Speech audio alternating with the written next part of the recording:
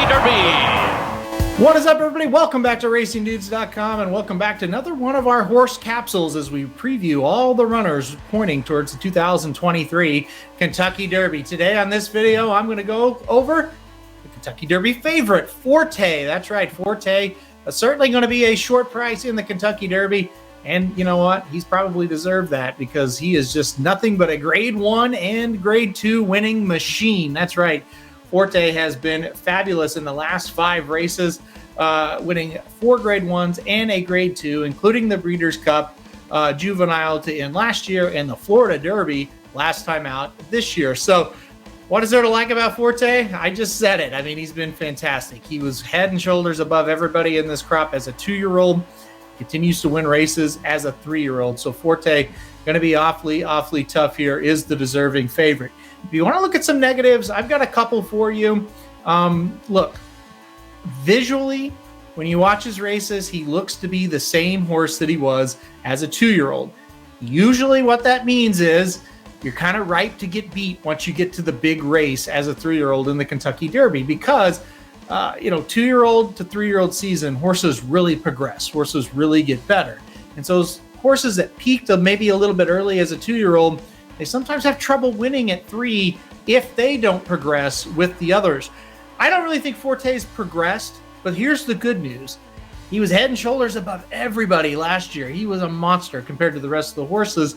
And while some horses have gotten better, have they rose to the level of Forte? I'm not sure. His race as a 2-year-old in the Breeders' Cup Juvenile might be able to win the Kentucky Derby here in a week. That's something that is rare, but I think it's very possible. So, but no, we have not seen a huge leap from him. Also, if you look at Beyer speed figures, which I don't think they're the end-all be-all by any stretch. I don't think they're worthless either. It's just one data point.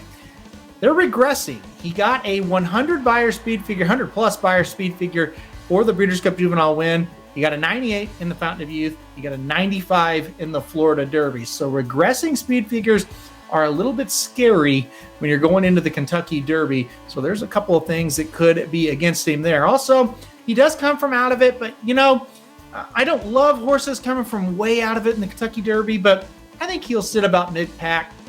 He's kind of shown you he can take dirt and he can go in between horses and he's okay. So, trip-wise, as long as he doesn't draw, an extreme inside post, kind of get him outside or towards the middle, he probably is going to get a good enough trip. So it's not ideal. Like, in a Derby, there's 20 horses. You'd love for a horse to kind of stalk the pace.